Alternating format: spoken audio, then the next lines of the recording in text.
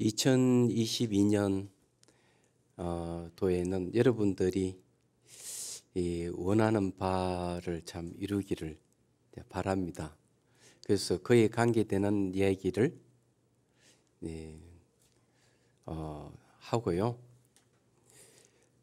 오늘 이제 이 본문 주제는 깨달음입니다.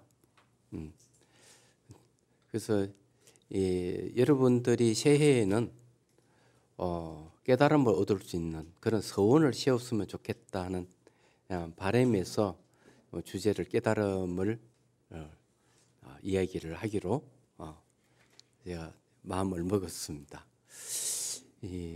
그리고 또 보니까 근래에 보니까 깨달았다는 분들이 들어 있는 것 같아요. 그래서 여러분들이 정말 저분이 깨달으신 분인지 이것도 판별할 수 있는 능력을 갖추면 좋지 않을까 하는 생각도 합니다. 그래서 이제 깨달음의 내용에 대한 이야기도 좀 하고요. 그 다음에 깨달았다면은 수행을 해도 되는지 안 해도 되는지 그것도 이제 이야기를 좀 할 필요가 있지 않을까 하는 생각을 합니다. 초기 경전에 보니까 우카세나 고게사 부부에 대한 이야기가 나오는데 이 이야기부터 먼저 하면서 깨달음에 대한 이야기를 좀 할까 합니다. 인도의 아주 큰 나라 마가다국의 수도가 왕사성이라고 그러죠. 라자가라 그럽니다. 라자가에 고계단이 와서 이제 고계를 하는데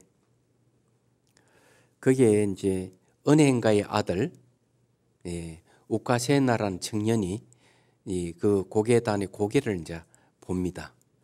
그런데 그 고계단의 단장의 딸이죠. 딸이 이제 짱대 위에서 고개를 하는 걸 보고 한눈에 반해버려요.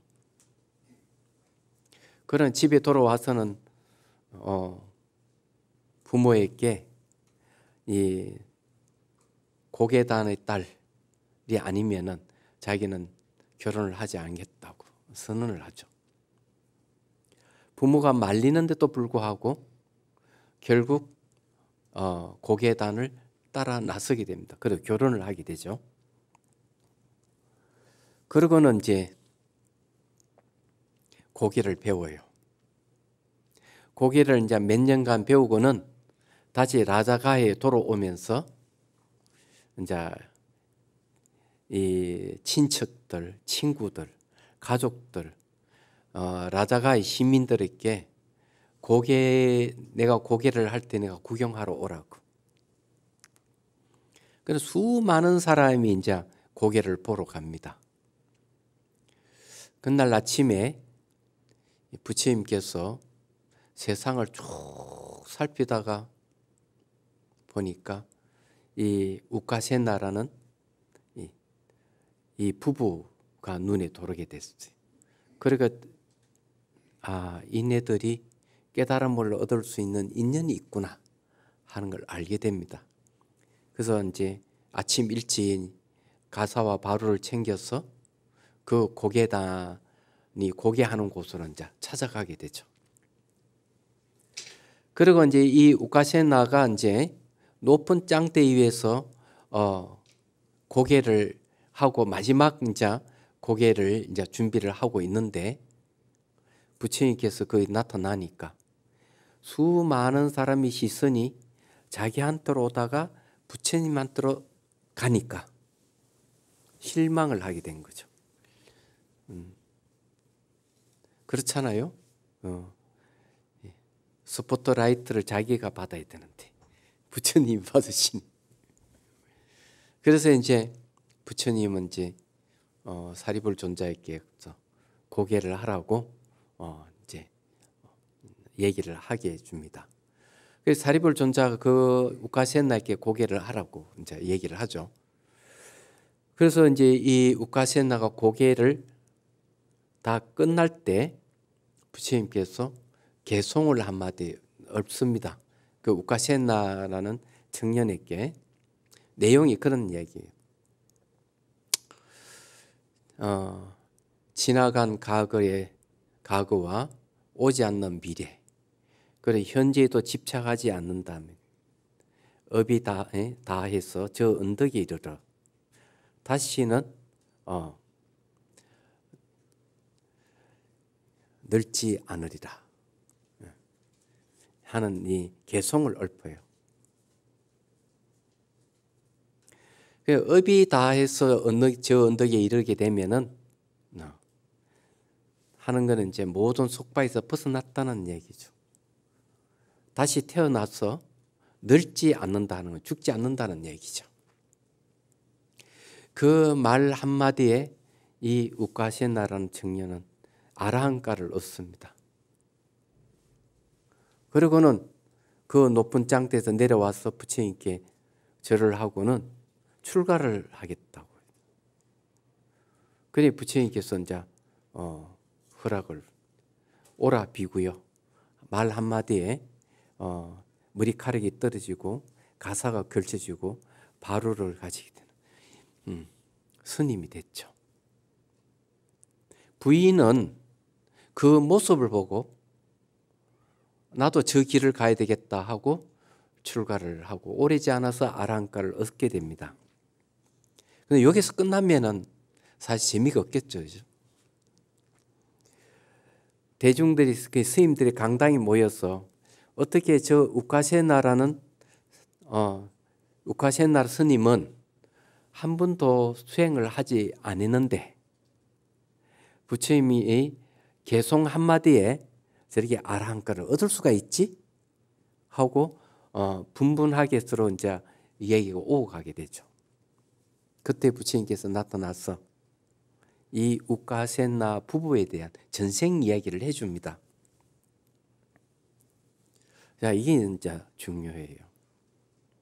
가섭불 시대 때 가섭 부처님이 사리탑을 조성을 하는데 많은 시민들이 이제 거기에 시주금을 내고 그리고 탑을 조성을 합니다. 그러고는 이제 이 조성하는 인부들을 위해서 시민들이 음식을 이제 제공을 하죠.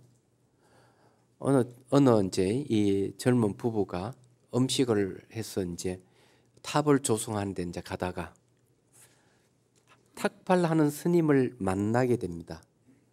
그래서 이제 부인이 우리도 저 스님에게 공양을 올리면 참 좋겠다. 남편한테 얘기하죠.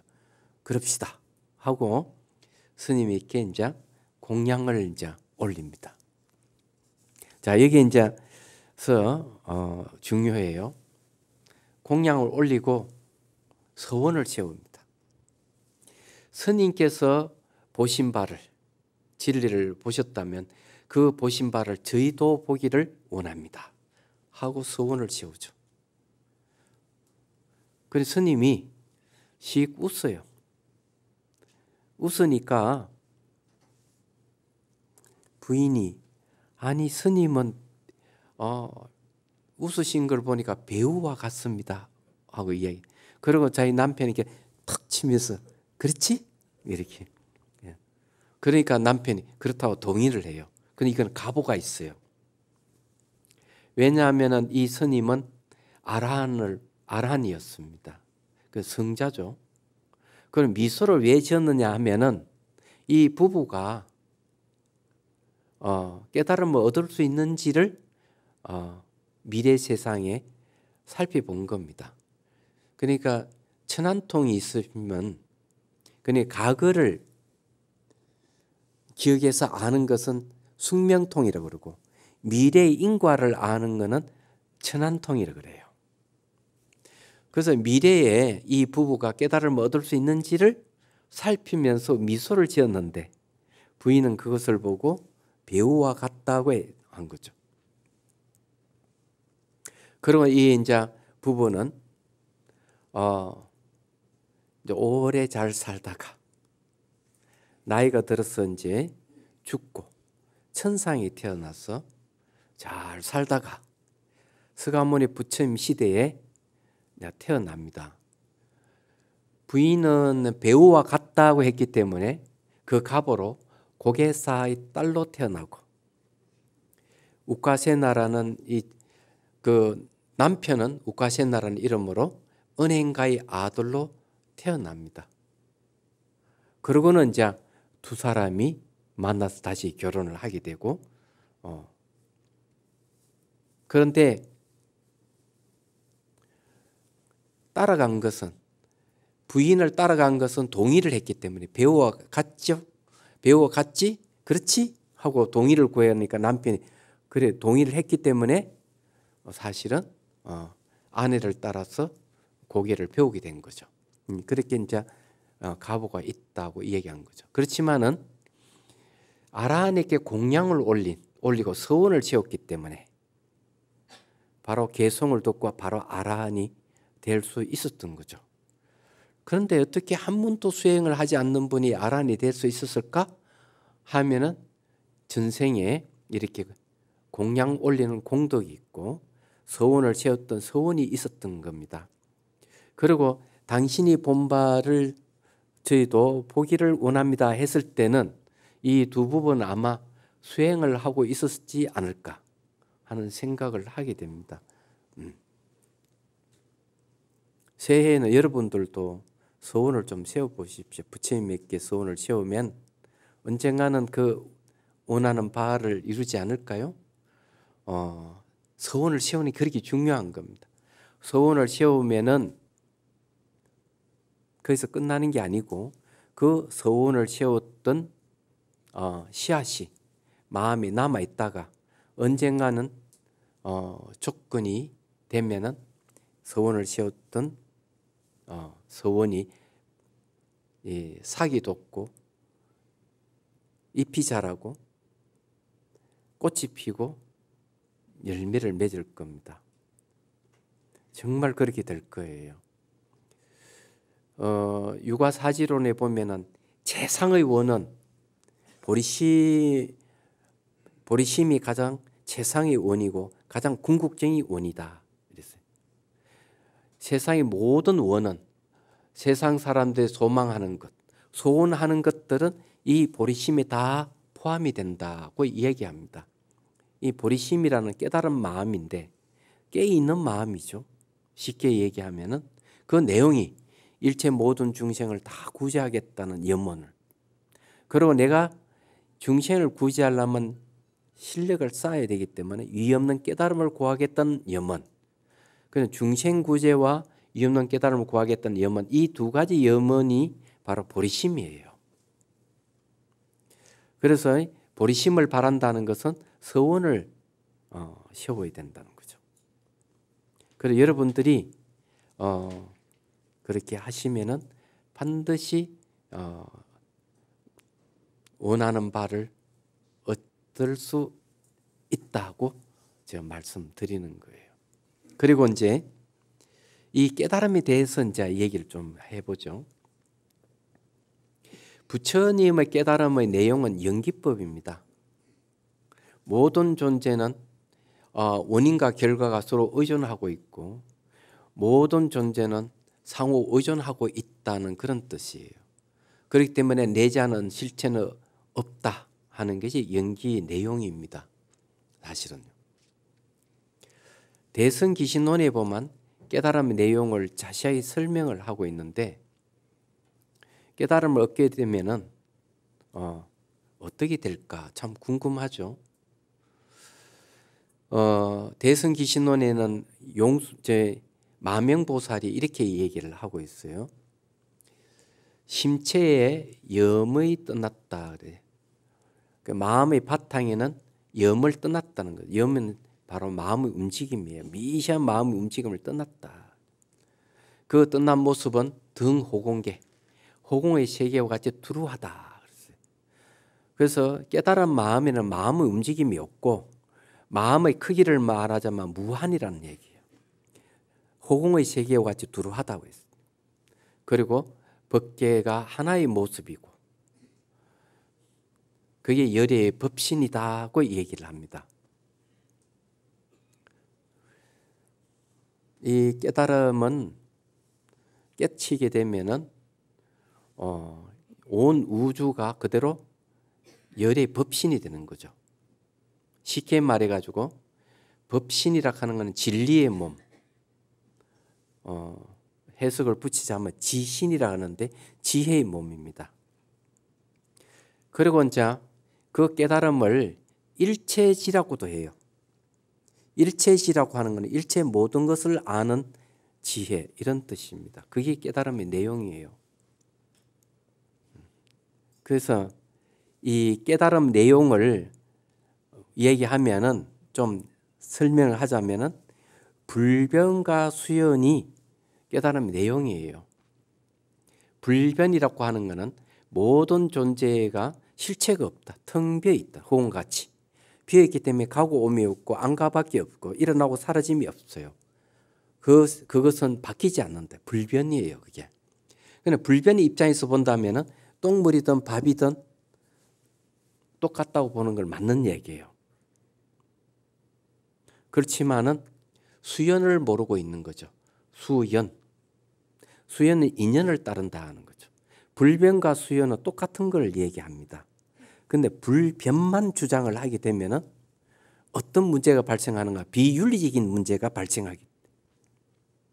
그래서 수행을 제대로 했는지 깨달음을 얻었는지를 보려면은 그 사람이 행동하는 것이 윤리적이지 않고 비윤리적인 행위를 한다면은 깨달은 사람이 아니라는 얘기예요.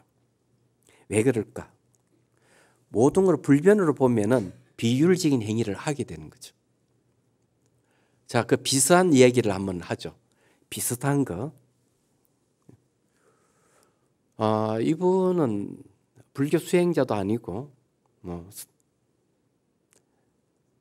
그러니까 어느 수련 단체의 장으로 있는 사람이라고 보면 돼요. 근데 이분이 수행하는 건 뭐냐 하면은 호공을 수행합니다. 호공. 자, 호공을 궁극으로 여기고 자기가 몸이 다 사라지고 삼남마삼 모든 걸 다 호공이 되게 하는 거죠. 그러면 내가 호공이 되면 내가 진리 자체가 되고 내가 깨달았다고 한다는 거죠. 그러면 이분이 깨달은 것은 그러면은 정말 깨달은 거 맞을까 검증해 봐야 돼요. 그럴 거 아니에요? 그런데 제가 어느 불자에게 들은 이야기인데 이분은 그렇게 했대요. 개울가에 고기를 잡아먹는 거죠. 그래서 불자가 그래서 아이고 선생님, 그래 큰 놈은 그렇지만 작은 놈은 불쌍하니까 놔줍시다 하니까 이 스승은 이렇게 얘기합니다. 마음이 없으면 나는 깨달은 사람이고 나는 망념이라는 이런 마음은 없다. 마음이 없으면은 잡아먹어도 아무 죄가 없다. 저는 그 말을 듣고 섬찟했어요. 머리 끝이 쭉 붙였습니다. 그 말은 무슨 말이겠어요? 마음이 없이 잡아먹은 죄가 안 된다? 그럼 좀 더 확장해 보죠. 마음 없이 도둑질한 것은 죄가 안 된다. 마음 없이 성폭행해도 죄가 안 된다. 마음 없이 사람을 죽이도 죄가 안 된다. 확장해 보면 그렇게 되죠. 이게.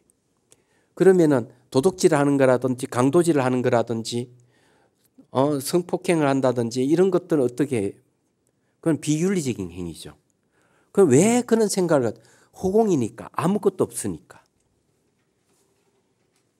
현상이 있는 건 다 없애야 되니까. 그래서 수행을 할 때 내가 삼매에 들었다.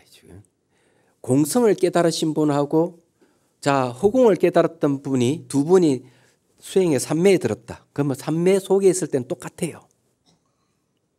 아무것도 없어요. 반야신경에서 얘기하듯이 무생, 무수상행식, 무한이비설신이 할 때 앞에 무자가 붙는 거다. 물질이 없고 수상행식도 없고 삼매에 들어가면은 없어요. 그런데 삼매에서 나오면은 문제가 생기는 거예요. 어떤 문제가 생기는가 하면은 삼매에 딱 나오면은 호공을 수련한 자는 이 형상에 대해서 무감각해지는 거예요. 현상을 인정을 안 하죠. 그리고 무슨 일을 하더라도 마음이 없으니까 다 된다고 생각하는 거죠. 그래서 비윤리적인 행위를 할 가능성이 많아요. 그런데 공성을 깨달으신 분은 삼매에서 나오면 어떻게 됩니까? 모든 존재는 내지 않은 실체가 없이 허공같이 텅 비어 있지만은 인연을 따르면서 형상을 이룬다 하는 사실을 너무 잘 아는 거죠. 그 수연입니다. 인연을 따르는 것은 인과가 있는 거예요. 인과가 있기 때문에 선행을 하면 선한 결과가 오고 악행을 하면 악한 결과가 온다 하는 너무나 잘 알기 때문에 비윤리적인 행위를 하지 않습니다. 인연을 따른다는 것은요, 내지 않은 실체가 없다는 거죠. 인연을 따르니까 자체 성품이 없어요. 그래서 무자성이에요. 불변이라 하는 것은 실체 없는 불변의 세계도 똑같이 실체가 없어 무자성이에요. 그는 불변과 수연이 똑같이 자성이 없는 무자성 공이에요. 그런데 호공을 수련한 자는 그게 안 되는 거죠. 그래서 비윤리적인 행위를 할 수가 있는 거예요. 마찬가지로 똥물을 먹는다는 것도 똑같은 이치예요. 불변의 측면만 봤지 수연의 측면을 보지 못하니까 비윤리적인 행위를 할 가능성이 있죠. 내가 뭘 해도 도둑질을 하든지 강도질을 하든지 사람을 상해를 한다 하더라도 모든 건 불변이고 내지 않은 실체가 없는데 무슨 잘못이 있느냐, 도둑질해도 뭔 잘못이 있느냐, 이렇게 할 가능성이 있다는 거죠. 그러니까 수연의 이치를 몰라서 하는 얘기죠. 그러면 안 된다 이게야. 그 다음에 자, 깨달음에 대한 얘기를 또 한번 해보죠. 깨닫고 난 뒤에 수행도 끝마치는 경우가 있고 계속 수행해야 되는 경우가 있어요. 그러면 우카세나라는 이 청년은 깨달음 법문을 듣고 개송을 듣고 깨달음을 얻고 수행도 끝마쳤어요. 그게 왜 가능하냐 하니까 바로 전생부터 수행해 왔다고 하는 게 맞을 거예요. 전생에 인연이 있었어. 아라하니까 공양 올리고 서운을 세웠기 때문에. 그래서 보주고사께서도 그런 얘기를 하셨어요. 전생에 불보살 공양을 올린 공덕이 있으면 이 생에 와서 깨달음을 얻는다. 정해를 닦았다면, 선정과 지혜를 닦았다면, 전생에 닦았다면 이 생에 와서 도노돈수를 한다. 단박에 깨닫고 수행도 끝마친다. 이렇게 얘기해요. 그럼 수행을 끝마치지 못한다면은 수행을 해야 되겠죠. 깨치고 난 뒤에도 수행을 계속하지 않으면 안 되는 이유가 있는 겁니다.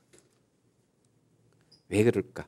깨달았는데 수행도 끝마치지 못했다 이러면은 그 깨달음은 수행을 하지 않으면 오래 가지를 못한다는 얘기예요. 깨달음을 얻었는데 한두 시간 후에 그 깨달음이 사라질 수가 있어요. 하루나 이틀이나 일주일 뒤에 그 깨달음이 없어질 수가 있어요.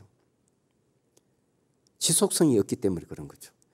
깨달았다면은 그 깨달음이 늘 지속이 돼야 되는데 로로 상질해 가지고 분명하게 아는 항상 아는 알미 항상 지속이 돼야 되는데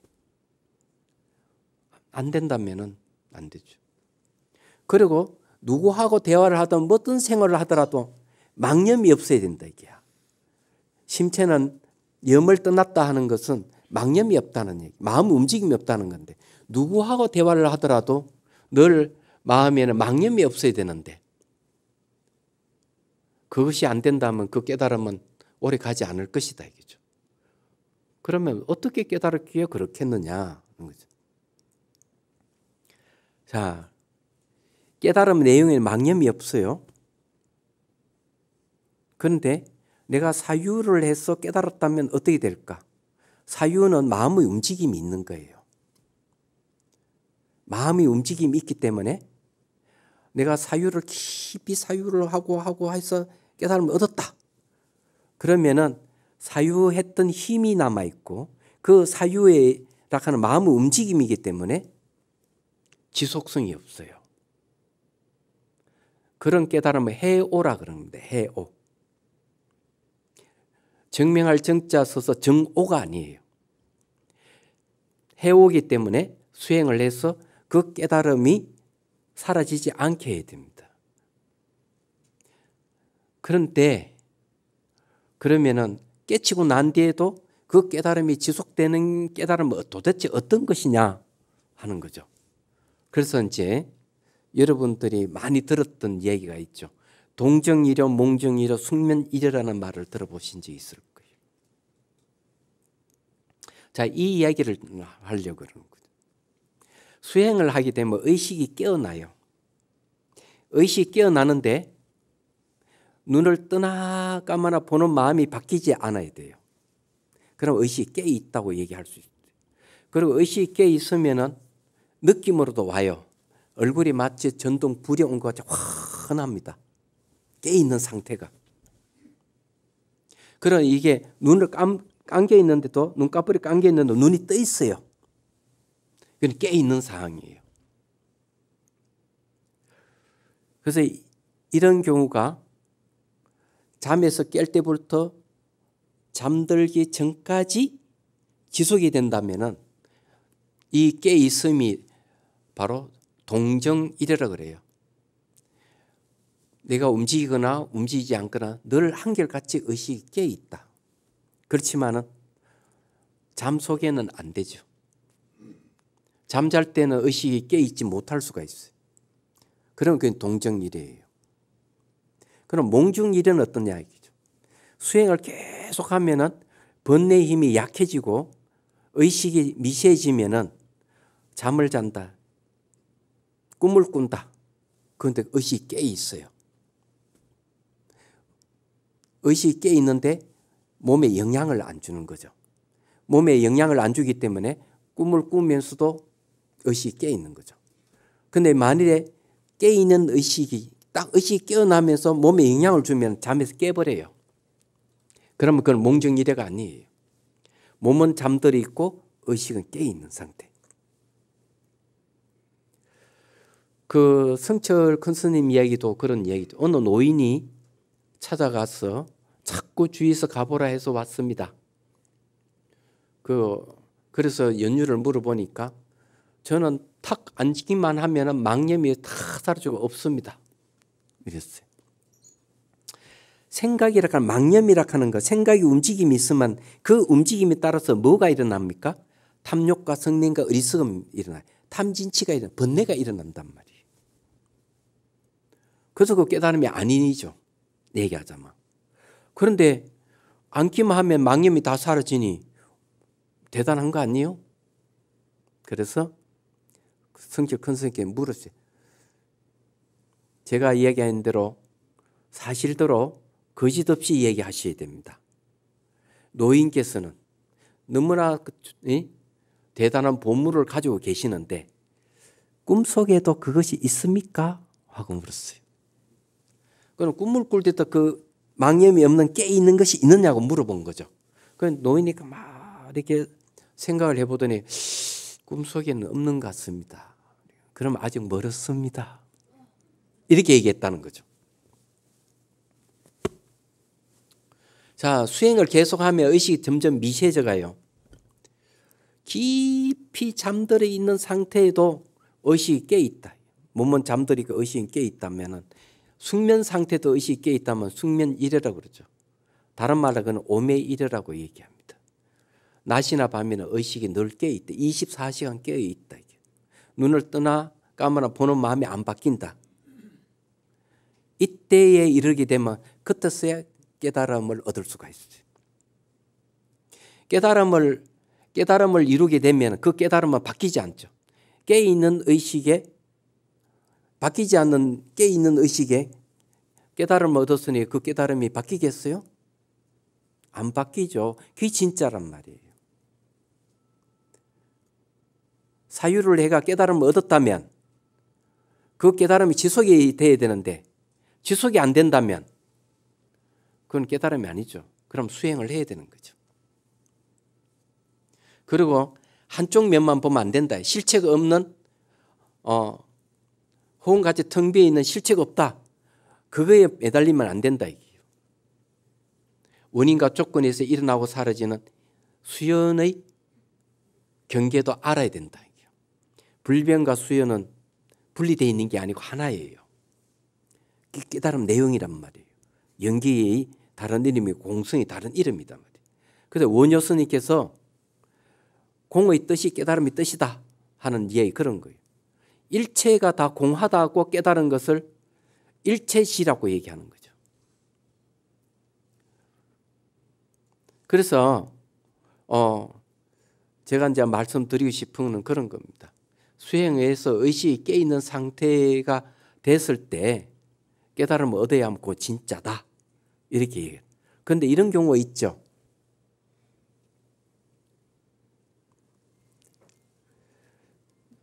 여러분들 차를 마시거나 커피를 마시면 의식이 깨어나요. 그죠?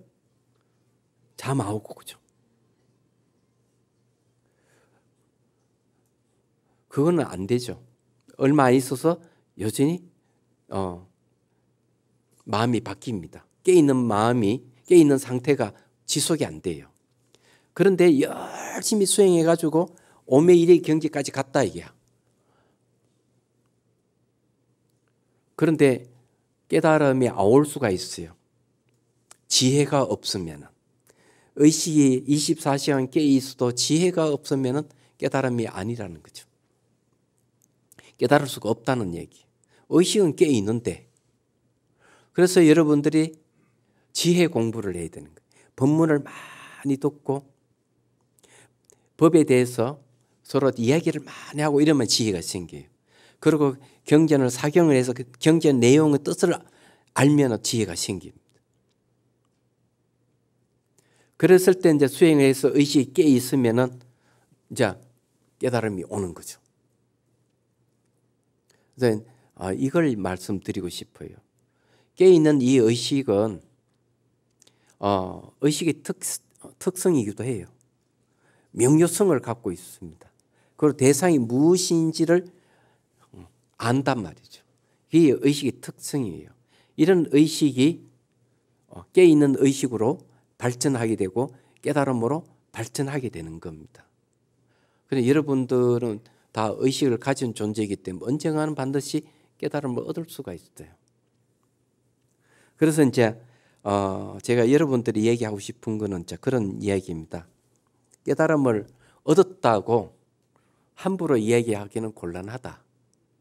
그래서 확실하게 의식이 깨 있는지 안 깨 있는지를 그부터 살펴볼 일이다. 그래서 수행을 하게 되면은 의식이 깨 있게 된다는 거죠. 과거는 지나갈 수 없어요. 안 돌아와요. 미래는 오지 않을 수 없어요. 현재도 머물지 않게 되죠. 그런 상태에 이르게 되면은 마음이 과거로도 가지도 않고 미래로 가지 않아요.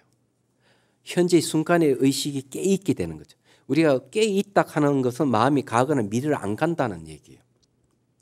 그러면은 과거를 생각 안 하느냐, 미래를 생각하지 않느냐 하는 문제가 있죠. 과거를 생각해도 그 생각은 현재고 미래를 생각해도 그 미래의 상상도 역시 현재입니다. 그래서 의식이 깨 있는 사람은 과거를 생각해도 항상 의식이 깨 있고 미래를 생각해도 의식이 깨 있어요. 그게 매몰되지 않는다는 거죠. 빠지지 않는다. 과거에 빠지지도 않고 미래에 빠지지도 않고 현재에도 머물지 않아요. 그래서 이런 게 확고하게 될 때 눈을 뜨나 감으나 보는 마음이 바뀌지 않는다. 뜀박질 막 해도 의식에는 안 바뀌는 거예요. 깨 있게 되는 거예요. 이 깨 있음이 바로 대성의 수행에서는 특히 해심일경이나 또는 대성기신론에서는 몰래 깨 있는 이것이 바로 집중의 대상이 된다고 얘기하는 거죠. 그래서 여러분들이 이 의식이 깨 있다고 해서 그건 깨달음은 아니라는 것을 또 아셔야 됩니다. 수행을 하게 되면 의식이 깨 있게 된다. 굉장히 좋은 일이에요. 특히 과거는 지나갈 수 없고 미래는 오지 않을 수 없고 현재 머물지 않는다는 이렇게 수행을 하게 되면은 이 깨있는 의식은 지혜가 담겨있는 깨있음이에요. 이게 중요해요. 말하자면. 그렇게 되면 이제 업이 다한 저 언덕에 이르게 되고 다시는 태어나서 늙지 않게 된다 하는 경지에 이르게 됩니다. 그게 이제 바로 깨달음의 내용이죠. 우카센네가 이 개성을 듣고 깨달음을 얻었던 이유도 바로 거기에 있는 겁니다. 어쨌든요, 깨달음에 대한 이야기가 새해부터 하게 돼서 상당히 기쁘고요. 깨달음 내용을 좀 더 살펴보면은 그런 얘기입니다. 중생과 부처가 평등하다. 깨달음 내용이 거기 들어가 있어요. 그래서 우리가 깨달지 못한다 하더라도 깨달음 내용의 평등이라는 사실을 알게 되면 여러분들 우리 불자들이 어떤 행동을 해야 될지를 알 수가 있어요. 내가 못 깨달았더라도 진리가 평등이라면 연기한다 하는 것은 상호 의존한다 하는 것은 관계성을 가지고 있다 하는 것은 분리되어 있지 않다는 겁니다. 분리되어 있지 않다 하는 것은 평등하다는 뜻이에요. 다른 건 아니에요. 그래서 우리 불자들이 이제 조금이라도 해야 될 일들은 차별적인 것 그런 거 하지 말아야 된다. 남자 여자 차별하지 마시고 또 계층 간의 차별도 있거든요. 어떤 지위를 가지고 또는 어떤 권력을 가지고 차별을 하지 마셔야 돼요. 또 인종차별도 하지 마시라. 심지어는 이 사물에 대해서도 함부로 부수고 그렇게 차별하면 안 된다. 지금 가장 크게 문제되는 것이 기후변화잖아요. 환경을 파괴함으로 해서 오는 게 기후변화예요. 욕심을 많이, 탐욕을 많이 일으키면 그게 불평등이에요. 그게 왜 불평등이 나면은 탐욕 중에서 고기를 탐하는 사람 많죠. 그래서 학자들이 뭐라 하는 거예요. 다른 고기는 좋은데 소고기만 먹지 않으면 이 지구 온도를 1도 정도 낮출 수 있대요. 그만큼 소고기를 많이 먹는다는 거지. 소고기가 뭐예요? 소를 많이 키운다는 소리. 소를 많이 키우니 거기에서 뭐가 발생해? 탄소가 발생하잖아요. 탄소가 어떻게? 바로 지구 온난화의 주범이에요. 온도가 올라가니까 그 다음에는 어떤 일이 벌어집니까? 홍수가 나고 태풍이 불고 날씨가 추워지고 난리가 나는 거죠. 그래서 지구 곳곳에 지금 온난화 문제를 해가지고 많은 사람들이 죽고 그러지 않습니까? 출발점 어디에 있어요? 탐욕 때문에, 분노 때문에 출발한다는 거예요. 그 이면에는 뭐예요? 무지 때문에. 그래서 지혜가 필요하다. 여러분들이 뭐가 많이 베풀어서 탐욕을 없애고 자비심을 많이 가져서 분노를 없애고 지혜를 많이 가져서 무지를 없애야 돼요. 그러면은 다시 우리가 살기 좋은 세상이 다시 되도록 올 거예요. 그래서 여러분들이 평등을 실천하시라는 그래야만 된다. 새해에는 또 그랬으면 좋겠어요. 코로나로 인해서 세상이 바뀌었잖아요.